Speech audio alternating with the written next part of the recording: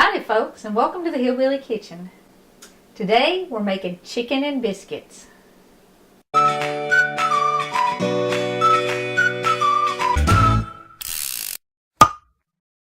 Now, chicken and biscuits is an old southern favorite, and I know it looks like there's a whole lot of ingredients here, but don't panic because there's also a whole lot of shortcuts here. First, let me go over kind of what I have here, and then I'll tell you some of the shortcuts. Okay, I have one batch of biscuits here, and this is just a batch of my regular biscuits. Now, you can use refrigerator biscuits or frozen biscuits if you would like, but I would not recommend the flaky biscuits for this recipe because the texture is not going to match at all. And of course, you know, like anything, homemade is best.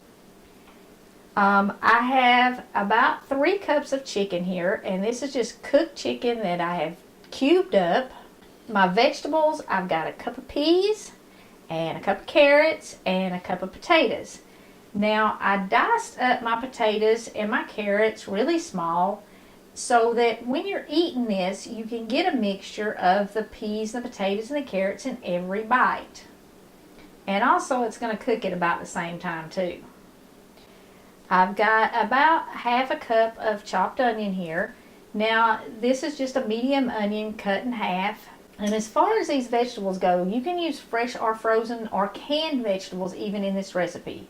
My peas were frozen and my potatoes and my carrots were both fresh, but you can use the frozen vegetables, you know, like the peas and carrots together. You can even get diced potatoes that are frozen, or you can get those in a can. The little diced canned potatoes will work fine in this recipe. To season it with, I have about a tablespoon of garlic. And this is the minced garlic that you get in the spice aisle that's in water. You can use fresh garlic if you would like, or garlic powder.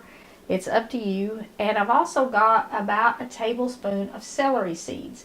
Now you can chop up about a half a cup of fresh celery and put in this, but I didn't have any fresh celery, so I'm just using the celery seeds. I've also got a half a stick of butter, which is 4 tablespoons. And I've got about 3 tablespoons of flour here. Now that's going to thicken my gravy in my casserole. And the basic rule is you want about a tablespoon of flour per every cup of liquid. I have a cup and a half of milk and a cup and a half of chicken stock. Now you can use all chicken stock, or you could even use all milk. I like the combination. I like the flavor that you get from the chicken stock, and I like the creaminess that you get from the milk. But that's kind of up to you what you want to use in your chicken and biscuits. You start this on top of the stove, and even the baking times is going to vary. I will put a link to biscuits, and I'll also put a link to chicken and broth in this video. But you can use any kind of cooked chicken in this. You can even use the canned chicken if you would like. If you don't have any already cooked, you don't have any leftovers, you don't have any in the freezer, whatever, you can use any kind of chicken in this as long as it's cooked. So we're going to go over to the stove, and we're going to start our spices and our onions in a skillet with our butter.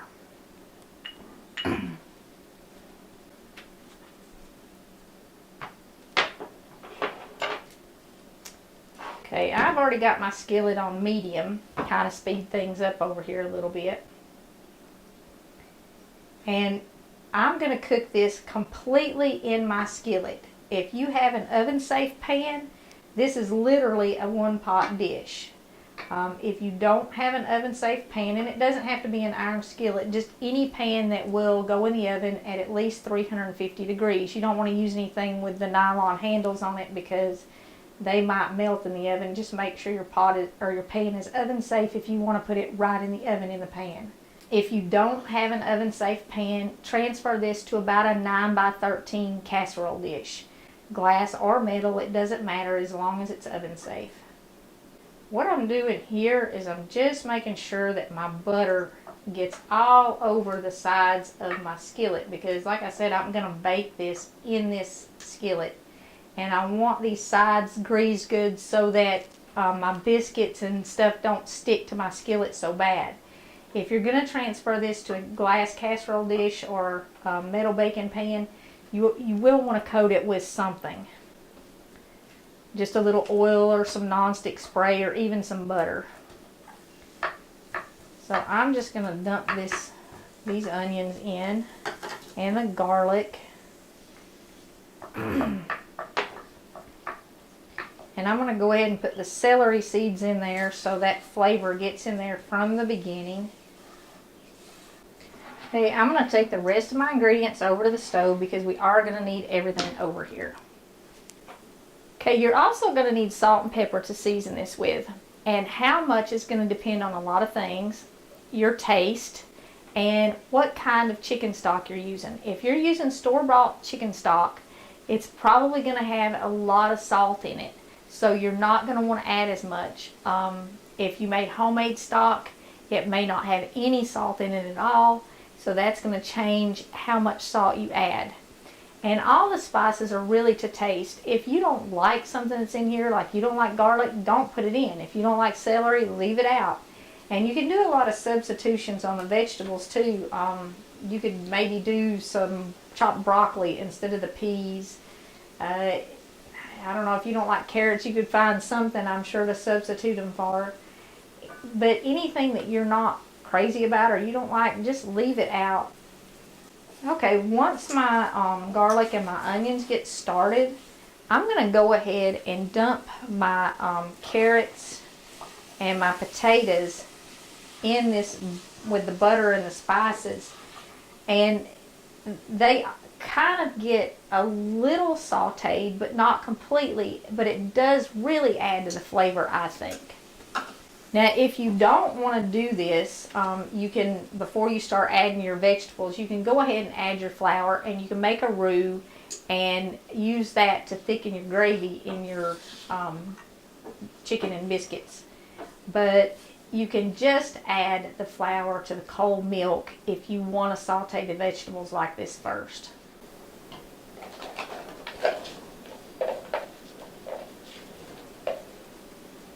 And in fact, I'm going to go ahead and add my flour to my milk right now because that'll give it a chance to start dissolving in the milk, and it'll prevent me from having any lumps in my finished product.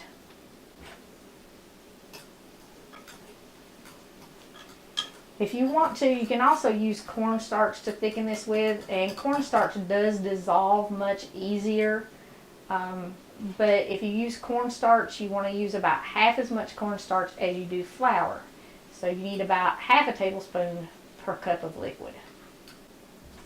Now, when I started this, I said there's a lot of shortcuts you can take when you're making this, and there are a lot of shortcuts. I said the frozen or canned vegetables, the refrigerator biscuits, the canned chicken even. But there's also shortcuts in the cooking process. Now, I'm doing one of them. I'm going to mostly cook my vegetables on top of the stove, and then after I get my vegetables cooked, I'm going to make my gravy and put my biscuits on top and put it in the oven. And I'm only going to bake mine for about 30 to 45 minutes, just until my biscuits are brown. And it will take about 30 or 45 minutes because you're cooking it at 350, not 415 to 425, which is what you normally do biscuits. But also they're sitting on top of that pan full of gravy, so they're not going to cook quite as fast. If you wanted to make the roux with your flour and your onions and your spices, and then dump all your raw vegetables in it, and dump in your broth and your milk, and put your biscuits on top, you could put it in the oven at that point, cover it, and cook it for about 45 or 50 minutes, then uncover it and cook it for an additional 30 minutes to brown your biscuits. And that'll completely cook everything in the oven. You don't have to stand here except long enough to melt your butter and kind of start to soften your onions up a little bit. And then you just dump it all in there and put it in the oven, cover it with some foil.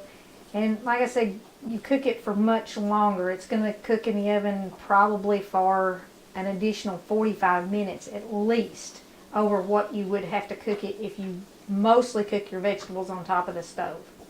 You can also completely cook it on top of the stove in a Dutch oven. You want to mostly cook your vegetables. You want to put your flour and your milk and your stock and everything in it.